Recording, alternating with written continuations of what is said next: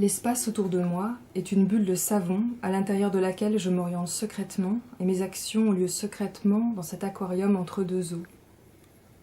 Je crois que la partie de ma vie qui était la plus secrète, un ruban de peau chiffonnée, une citadelle, un cerveau, est à présent refermée.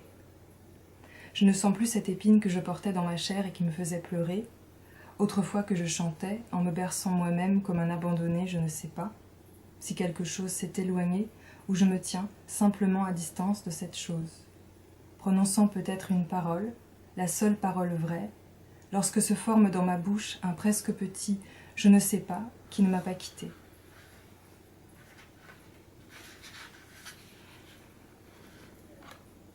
J'ai porté ce secret en secret, comme un dépeuplement. J'avais 13 ou 14 ans, je ne sais pas. J'inventais mon costume, une couronne de fleurs blanches que je posais sur ma tête pour être vrai. Être vrai, c'est être capable de se fondre, ressembler au garçon qui t'a braqué tout à l'heure, juste avant que tu n'arrives.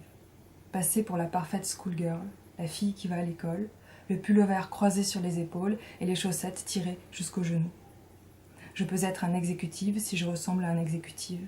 Je peux être militaire, pas besoin de bois flamboyant, de perles et de pierres. Si je suis une femme ce soir, le sac est obligatoire. Je dois porter quelque chose à l'intérieur. Je dois me cacher en moi-même parce que je n'ai pas de coquille pour me protéger. La nuit, je danse avec tous mes organes à l'extérieur. Je suis un corps mou, une larve dépourvue d'ossature. Ma peau, mon corps, mon cerveau, une citadelle, un ruban de peau chiffonnée. Tu sais, la nuit, une femme n'est jamais en sécurité. Il faut être une ombre sous sa couronne, se faufiler et suivre d'autres pas dans la neige. Être indétectable, fugitive. Si tu sors d'ici sans qu'on te blesse, voilà ce que j'appelle réalité. On peut dire qu'il y a un triptyque de l'infortune, mais si tu le dis avec force, si tu te dis « c'est ma force » et tu voles des vêtements de prix et les portes avec la nonchalance de celui qui n'a pas payé pour ça, si tu passes tes journées à assembler les pièces d'un tissu prodigieux et qu'il forme sur ton corps un second corps de peau et d'or, alors ton sexe sera glorieux et tu seras fort. Si tu marches d'un pas décidé et que tes bras tracent des lignes et les brisent aussitôt, les déplacent aussitôt, les recomposent aussitôt, installant une nouvelle symétrie à chacun de tes gestes, alors tes seins, ton cul, ta barbe, tes bras qui séquencent l'air à la recherche d'un angle où s'appuyer et tes hanches, tout cela sera fort avec toi et ta légende naîtra à l'endroit où tu danses.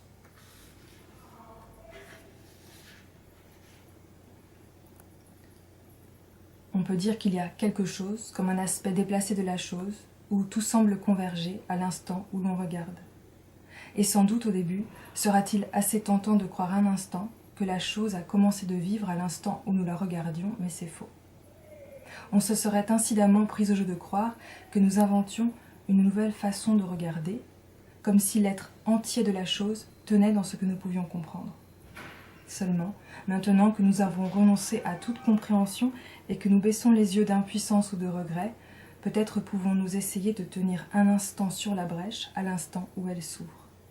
Peut-être pouvons-nous essayer de voir à l'intérieur de la brèche avec retard et d'en approcher le centre qui ne s'ouvre jamais au-delà d'un certain point.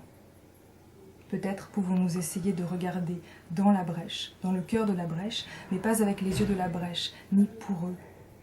Nous ne pouvons pas sentir le cœur de la brèche comme s'il était le nôtre, même si nous le voulons. Nous ne pouvons pas regarder dans les yeux de la brèche en même temps qu'avec ses yeux, pourtant nous le devons. On ne peut pas se placer au cœur de la brèche et attendre. On ne peut pas parler avec la bouche pleine de la brèche et attendre.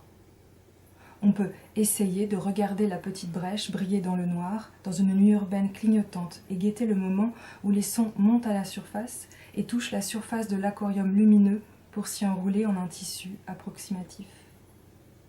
On ne peut pas respirer sous l'eau, quand bien même nous serions des poissons déshabitués, regagnant leur milieu.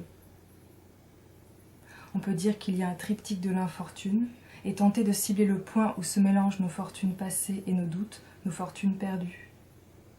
Et pendant qu'un même son, répété à l'infini, ruisselle le long des murs comme un liquide qui, touchant le sol brûlant, se gazéfie et remonte, indéfiniment, touche à nouveau la surface et retombe, la nuit, des garçons dansent pour conjurer le sort et faire vivre un désir plus grand. Et ils sont tout à ce désir qu'ils font vivre, parce qu'ils ont aspiré les images d'un monde qui les tient à distance. Et maintenant, ils défilent dans des costumes inventés et dansent à l'extérieur de leur corps inventé. Ils fabriquent des costumes inventés à partir de leur corps et les portent à l'extérieur d'un monde inventé. Ils ont pris les images du monde pour leur donner tous les supports de l'air et leur corps pour se mouvoir. Ils ont aspiré les images et maintenant, ils les recrachent sous d'autres formes. On ne peut pas simplement se placer au cœur de la brèche et attendre. On peut essayer de bouger avec la brèche avant qu'elle ne se referme. On peut tenir les bords écartés de la brèche pour qu'elle ne se referme pas complètement.